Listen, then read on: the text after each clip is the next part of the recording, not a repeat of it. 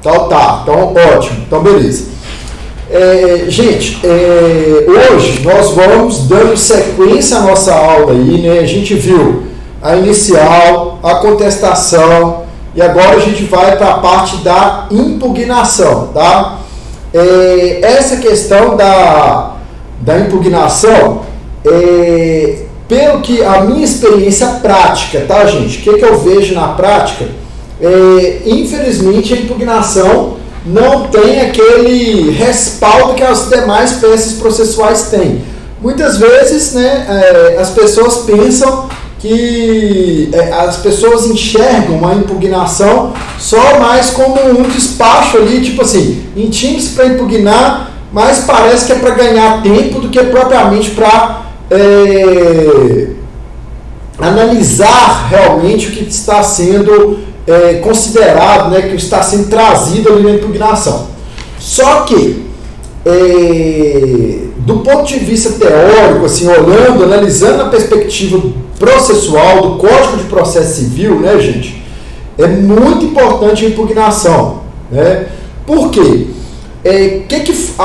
Qual que é a previsão legal da impugnação? A impugnação, ela também é conhecida como réplica, né? É sinônimo, impugnação e réplica são sinônimos, né? É a mesma peça processual. Ela tem previsão, né, no Código de Processo Civil, lá no artigo 350 e 351 do CPC, né?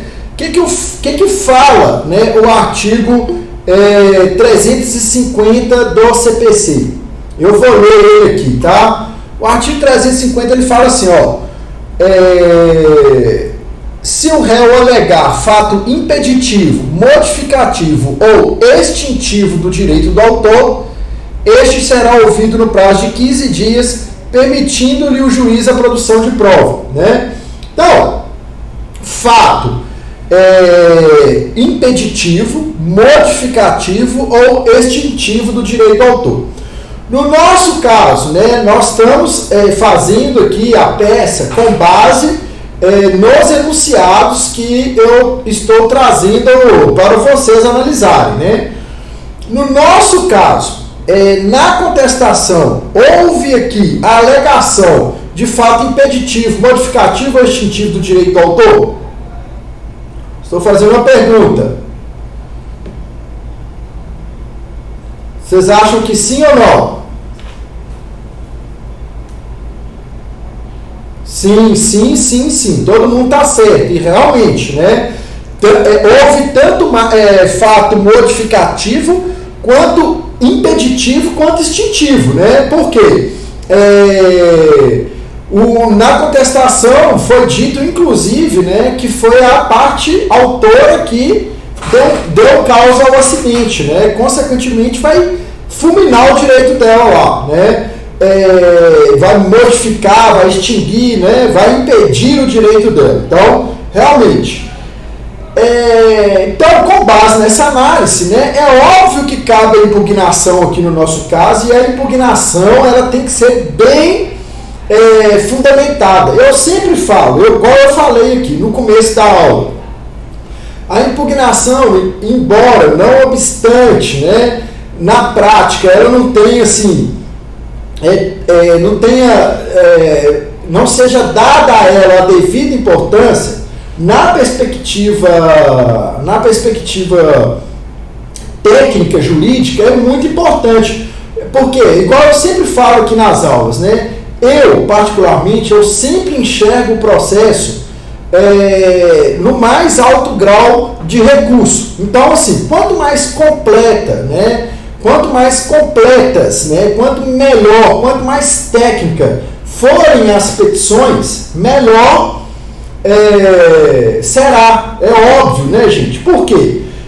Se o seu processo, eventualmente, ele chegar num acordo superior, aí, lá, igual eu sempre falo aqui, e o Thiago, né, Thiago Felipe, não me deixa mentir, que agora ele está trabalhando em corte superior, né, analista, na assessoria de uma corte superior, e ele sabe, né, nas cortes superior,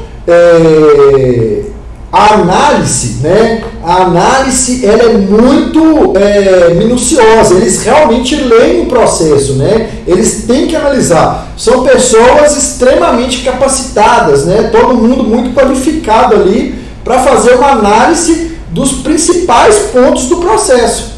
E é óbvio que quanto mais técnico, quanto melhor tiver o seu trabalho, né, quanto melhor tiver ali o seu trabalho no decorrer do processo, melhor vai ser a análise lá em cima, mais favorável será para o seu cliente, né? Eu estou falando aqui, gente, é óbvio, né, eu sempre gosto de repetir isso aqui, na perspectiva do advogado, né, porque nós estamos aqui numa aula de prática, né? Então, assim, a gente está olhando aqui na perspectiva do advogado, né? Então, é óbvio que eu sempre penso dessa maneira, sempre penso dessa maneira. Por que eu estou falando isso? Porque também, na perspectiva prática, eu vejo muitos colegas advogados que reclamam, falam assim, principalmente em juízo de primeiro grau, né? O pessoal fala assim, você escreve, você faz, você fundamenta, você comprova, aí chega lá, o juiz não lê nada e tal, e despacha o processo de qualquer jeito, e aí você fica frustrado e tal. Eu falo, gente, tem que ter atenção, porque aí, se despachar de qualquer jeito, entra com embargo de declaração, né? Vai recorrendo, vai procurando ali até você alcançar o seu objetivo. Mas realmente a advocacia é assim, como diz um amigo meu, né, a advocacia realmente é para os fortes, né? Porque às vezes, o que eu estou falando isso? Que às vezes chega lá uma pessoa no seu escritório com uma ação relativamente pequena, aí você cobra lá 2 salários mínimos, né? Por exemplo, estou dando um exemplo aqui, uma ação de alimentos, aí você cobra lá 2 salários mínimos, recebe os 2 salários mínimos, aí assim, você toma uma lá do judiciário, o judiciário não lê a sua peça e tal, aí você fica assim, eu vou recorrer, vale a pena recorrer, né? Porque, tipo assim, eu estou ganhando pouco aqui do cliente e tal. Então, assim, todas essas coisas são analisadas, né, na perspectiva do advogado. Mas, né, assim, para a gente vencer, a gente realmente tem que ter um diferencial. Então, à medida que você vai fazendo a sua peça bem feita também e vai mantendo esse padrão de qualidade, a tendência é que você ganhe nome, né? E, consequentemente, até mesmo o Poder Judiciário já fica meio assim, já falou, eu vou ler o que esse cara está trazendo aqui, porque toda vez, né, se não lê o processo dele, tem recurso e tal, e ele realmente tem razão, ou ela realmente tem razão, tá? Então, é muito importante. Outra questão aqui, o artigo 351, né, eu já li o artigo 350, que é onde que tem a previsão lá da réplica, né? A outra questão aqui se o réu alegar qualquer das matérias enumeradas no artigo 337, o juiz determinará a oitiva do autor no prazo de 15 dias, permitindo-lhe a produção de prova. Então, gente, olha, tanto que isso aqui é importante, né? Às vezes eu estou falando aqui, a priori, né, numa análise superficial, vocês que estão ouvindo, talvez eu pensar assim, isso aí é coisa do juiz, por que o Alisson está falando isso aqui numa aula de advocacia, né, numa aula de prática? Gente, é lógico que o advogado tem que saber isso aqui. Por quê? Pensem bem, né? No nosso exemplo aqui, nós suscitamos lá matérias do artigo 337 na nossa defesa? Sim, suscitamos, né? Nós trouxemos lá dois incisos do artigo 337. O primeiro é da assistência judiciária gratuita e o segundo é da impugnação ao valor da causa, né? E a impugnação ao valor da causa, o mérito, inclusive, é aí do Thiago Felipe, né? Que trouxe essa contribuição aí, que enxergou esse direito lá na peça, né? Então, assim, nós trouxemos duas matérias do artigo 337. Aí você pensa bem, se você é advogado da parte autora lá, e se o juiz não concede para você esse prazo aqui, lá na frente você vai alegar o quê? Nulidade. Então, até nisso o advogado tem que ter esse conhecimento técnico para quê? Para ter essa maldade, né? Por quê? Às vezes lá na frente você vai enxergar, você vai falar assim, opa, eu não fui ouvido aqui não, ó. E era para ter sido ouvido, né? E o juiz decidiu sem me ouvir. Então isso aqui é passível de nulidade, né? Vou voltar o processo lá atrás. A nulidade não é absoluta não, vai ser só do ato, né? Mas já é um ganho ali, é algo que você, é um coelho na cartola, né? Uma carta na manga, né? Então assim, quanto mais cartas na manga você tiver num duelo processual, melhor, né? Melhor, mais chance de você sair vencedor você terá, tá?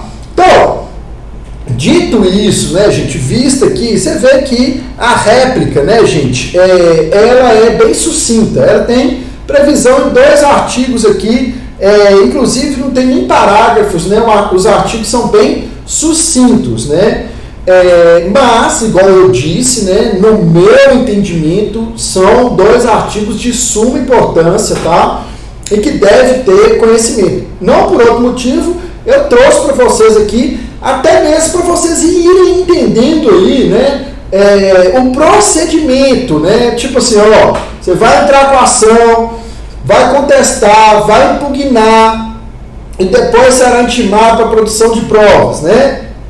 Eu também, particularmente, porque, gente, uma coisa que eu queria trazer, né, eu ia falar o seguinte, eu particularmente, eu gosto que na impugnação eu já trago as provas ali a produzir, mas eu entendo que após a impugnação o juiz deve conceder ali o prazo para a produção de prova. Por quê? Eventualmente na impugnação, né, pode ter ali alguma alegação que você vai enxergar, vai falar assim, opa, a partir dessa alegação aqui, eu não pensava, por exemplo, né, eu não pensava em produzir prova pericial não, mas agora vindo a impugnação, vindo aqui para onde que que a outra parte está querendo levar esse processo, eu pensei que é melhor eu produzir uma prova pericial. Aí você vai ter uma oportunidade futura para trazer à baila ali essa produção de prova pericial, se for o caso, né? Tá? Então, beleza. Feitas essas considerações aí, exatamente, o Thiago trouxe aqui, exatamente, se o juiz não disser que a causa já está madura, indeferir o pedido. Mas, assim, essa questão de produção de prova, Thiago, foi muito interessante, né, você ter trago essa questão aqui, que também, gente, é algo assim,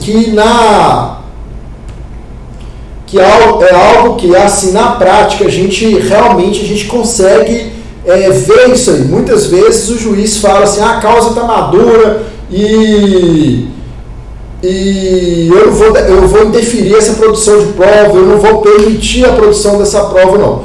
Aí, gente, por quê? Nós estamos falando aqui, quando a gente fala em produção de prova, a gente tem que enxergar na perspectiva processual constitucional, tá? Então, assim, o que está por trás da produção de prova, gente? Vamos ver se vocês vão pegar aqui o fio da meada. Estou fazendo uma pergunta, né? Quais são os princípios constitucionais, né, processuais que estão por trás da produção de prova?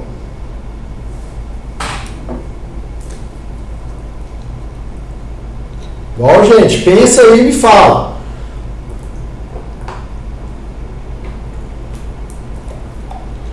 Contraditório é para defesa. Parabéns, viu, Thiago? Exatamente. Assim, eu fico muito satisfeito, né, gente, por devido processo legal, exatamente, quando vocês conseguem enxergar o direito processual, sobretudo, nessa perspectiva constitucional, gente. Exatamente. Quando se interfere uma produção de prova, se você alegar lá que foi ferido de morte, o contraditório é para defesa, 99% do tribunal eventualmente virá lá. Então, por exemplo, no nosso exemplo aqui, no nosso caso, né, nós estamos trabalhando aqui com acidente de trânsito em que foi alegado lá excesso de velocidade. Então, o requerido, se ele pede aqui produção de prova pericial para comprovar que ele não estava acima da velocidade, se o juiz negar e falar assim, não, eu entendo aqui que não há que se falar em necessidade de prova pericial, não. E condenar ele em prova pericial, e condenar ele, falar que ele estava em excesso de velocidade, e se não fundamentar bem, né, se ele falar assim, estava com excesso de velocidade porque, por exemplo, né, o carro foi arremessado a 3 metros, né? Aí ele pode falar assim, não, mas o fato dele ter sido arremessado a 3 metros não quer dizer que ele estava acima da velocidade para aquela via. Só poderia ser aferido isso com a necessária certeza a partir do contraditório da ampla defesa, a partir da produção da prova pericial. Então não foi me permitido, foi me tolhido o direito, né, de fazer a minha ampla defesa, né, de contradizer os argumentos que foram trazidos contra mim, né? Então, com certeza ele viraria isso aí no tribunal, tá? Então, assim, eu quero, gente, eu quero que vocês tenham em mente, sobretudo, uma visão do processo, do modelo constitucional de processo, gente, tá? Que é o modelo constitucional de processo, gente? Esse modelo constitucional de processo é um modelo em que há ampla participação das partes na construção do mérito, né?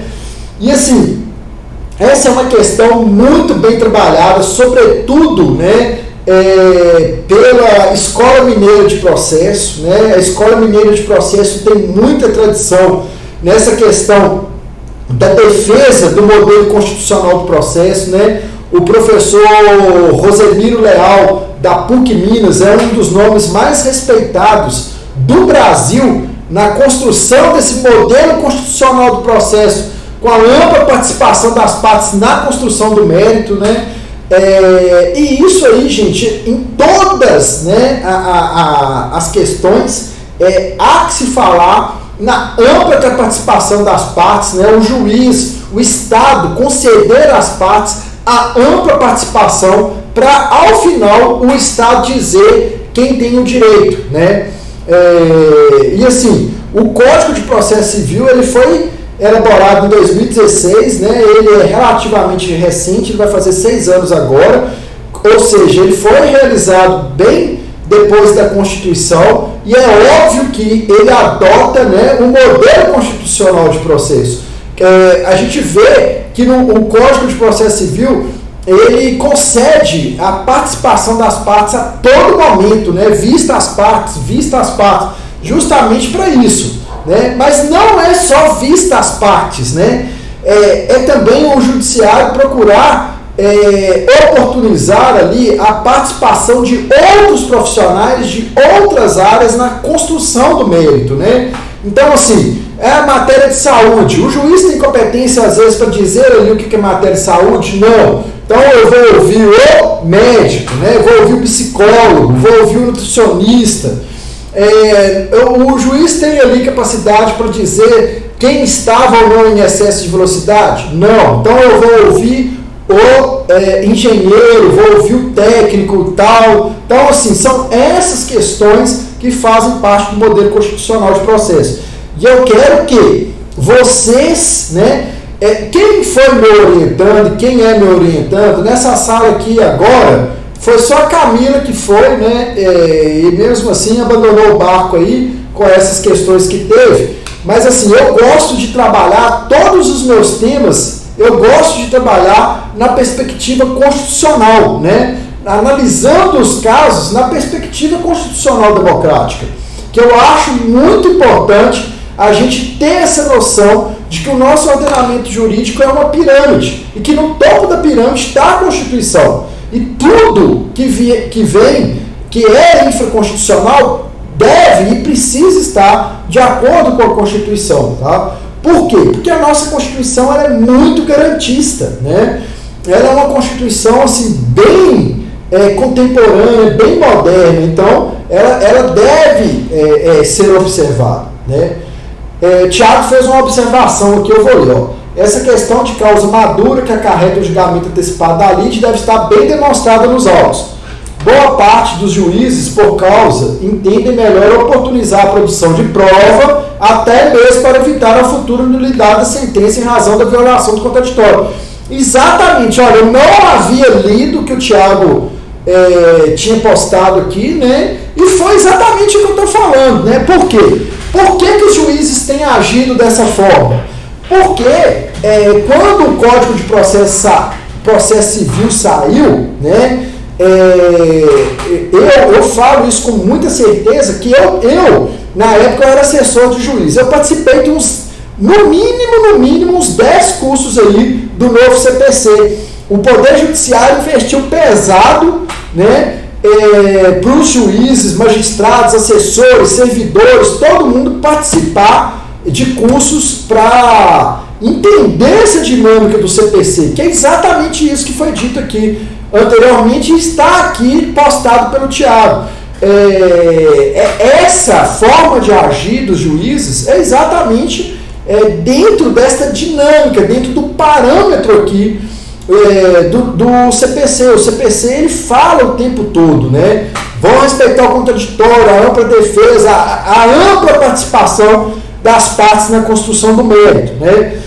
Agora, gente, é óbvio que, né, nós sabemos, né, que na prática essa questão do contraditório e da ampla defesa, ela passa aí por outras questões técnicas, né? Então, por exemplo, nós temos aqui a Camila, vamos supor que ela está litigando lá com a Isadora, né? E o Thiago é um advogado iniciante lá o Thiago Felipe, é um advogado iniciante e tal, não tem muita maldade. Aí a Camila é uma pessoa de poucos recursos, vai lá e contrata o Thiago, né? E o Thiago, assim, foi aquele cara que sempre malandrou na faculdade, não era um cara assim muito de estudar e tal, e a gente sabe que ele não é muito técnico, tá? Estou dando um exemplo aqui para demonstrar. O Thiago cobra lá barato das causas dele e tal, e ele é conhecido lá na cidade por ser meio enrolado e tudo. Por outro lado, a Isadora já é uma pessoa que tem um poder aquisitivo maior e tal, e contrata lá o escritório da Bruna. E a Bruna sempre foi uma pessoa que estudou e tal, que já tem aí 10 anos de advocacia, é uma advogada super respeitada, cobra caro, mas assim, dá conta do serviço e tal. É óbvio, gente, que é claro que, mesmo o juiz oportunizando aqui o contraditório e a ampla defesa, as manifestações aqui vão influenciar muito no julgamento da causa, né? A condução do processo por um advogado que é mais técnico, que é mais diligente, que é mais responsável e tudo, em contrapartida com a condução de outro advogado que não é tão técnico, que já é mais enrolado e tal, é claro que vai influenciar na construção do mérito, né? Isso é óbvio, né? Mas, né, o que eu estou querendo dizer aqui é o seguinte: se, né, ambas as partes estiverem ali nessa paridade, né, estiverem ali com advogados que sejam tecnicamente bons e tal, estiverem litigando, aí sim a gente, é o que eu penso, né, aí sim nós podemos dizer que o contraditório e a ampla defesa será amplamente respeitado, tá? Então, beleza, gente. Feitas essas considerações iniciais aqui, alguém tem alguma dúvida? Alguém quer fazer alguma colocação? Tá tudo claro? Tá beleza?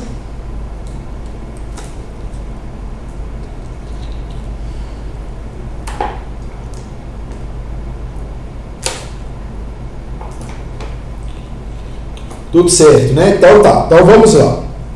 Eu vou ler aqui então o enunciado da impugnação, tá? Então, ó, com base no padrão de resposta da contestação, né, eu já postei lá no alvo o padrão de resposta da contestação, apresente impugnação para a sua cliente, né? Então, gente, o que vai ter que ter na impugnação aí, ó? Na impugnação, gente, você vai questionar os argumentos que estão sendo trazidos na peça de resistência. Isso é óbvio, né? Você vai impugnar ali, você vai questionar o que está sendo ali apresentado na defesa, né?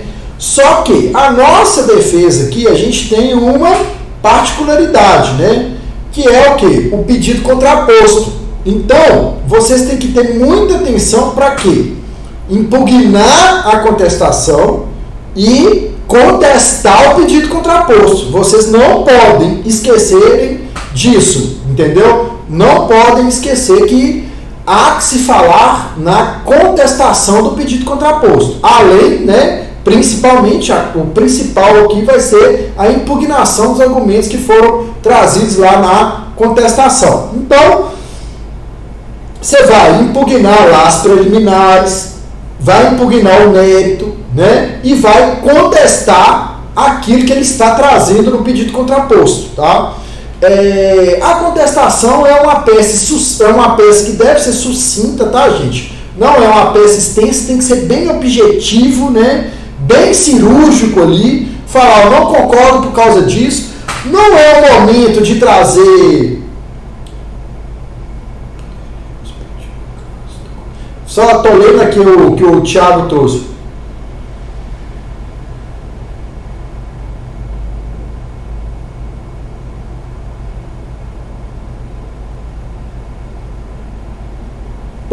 Pode trazer, Thiago. É um argumento que pode trazer. Exatamente. Muito boa pergunta, viu, gente? Por quê? É permitida a produção de prova, né? Permite a produção de prova. Tá no artigo 350 fala, ó, este será ouvido no prazo de 15 dias, permitindo-lhe o juiz a produção de prova. Então, muito bem, muito bom, viu, Thiago, a observação aí. Tô vendo que você está bem, assim, bem atento, bem maldoso, né, no bom sentido, no sentido jurídico do termo, né? Exatamente isso, tem que ser muito atento, a gente tem que ser detalhista, né? Era algo que eu não tinha, eu particularmente, até agora eu não tinha me apanhado a isso, né? Não tinha percebido essa questão, e exatamente, e assim, há previsão legal, né? Porque se fala lá que ela tinha que usar óculos e tal, né? E se ela entende que não, que esse argumento não merece prosperar, aí ela pode produzir prova em sentido contrário, tá? Muito boa observação aí, viu? Então, é isso que eu estava falando. Na impugnação é uma peça que não cabe, gente, assim, jurisprudência, doutrina. Por quê? Porque tudo que você já trouxe ali, que já era de importante nesse sentido, você já trouxe ali na inicial e já foi trago na defesa também. Então, tipo assim, na impugnação você vai ser cirúrgico. Você vai falar, ó, não concordo, por exemplo, assistência judiciária gratuita. Você pode falar, ó, o fato dela ser casada com um comerciante não quer dizer que ela tenha condições de pagar custos processuais. A lei não pede miserabilidade, mas só pede que a pessoa não tenha condições de pagar as custas sem seu próprio sustento. Pronto, entendeu? Sabe, tudo assim, bem cirúrgico, bem objetivo, né?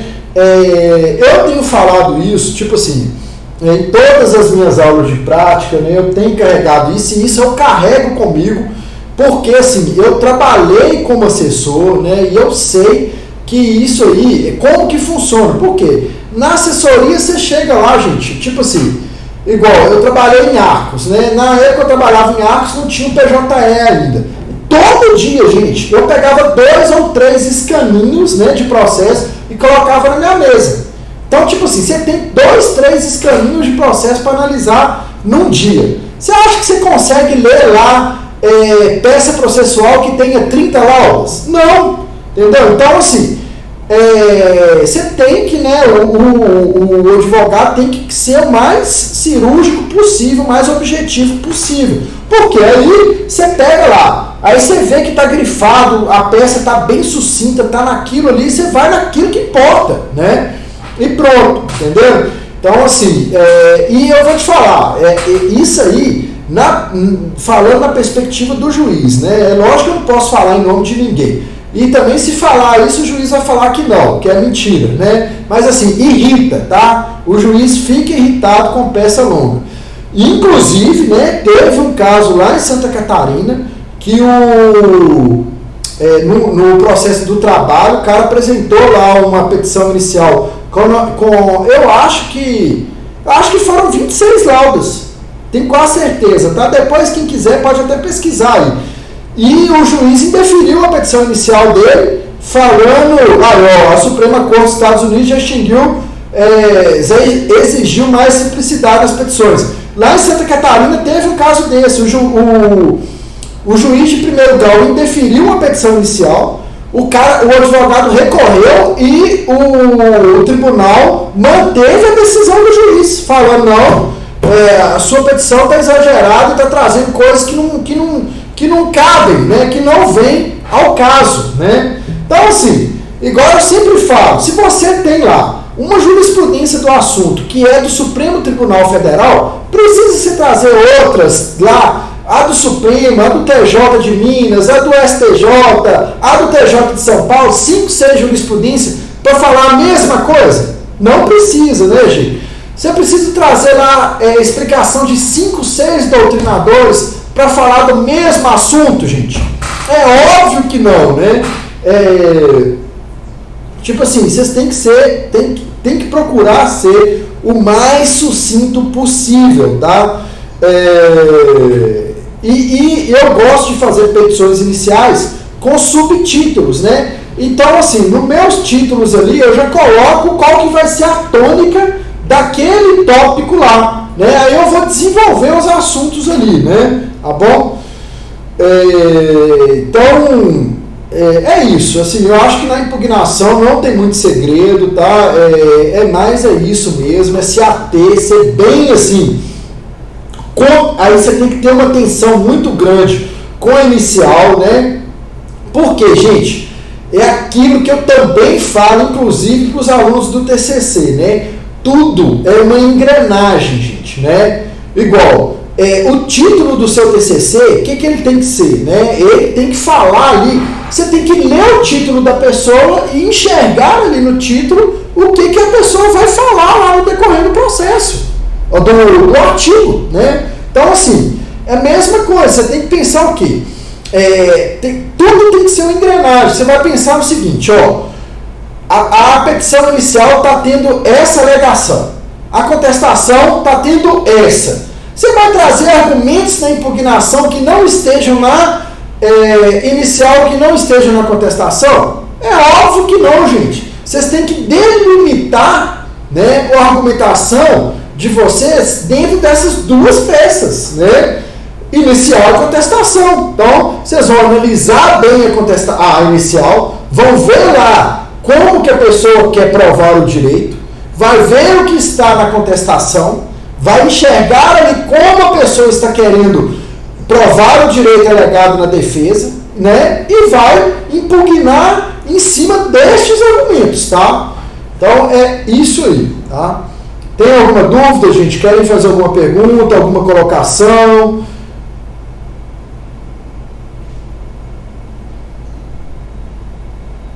Não, né?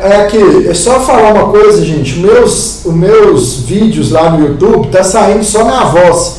É porque, o que acontece? O meu computador ele é um pouco mais lento, mais antigo. Aí o cara me explicou aqui, eu tô cheio de vídeos aqui no computador, ele ficou meio carregado, não tá saindo o vídeo aqui na gravação. Aí ele me deu a solução aqui, eu já estou providenciando, se Deus quiser, na semana que vem isso já vai estar resolvido, tá?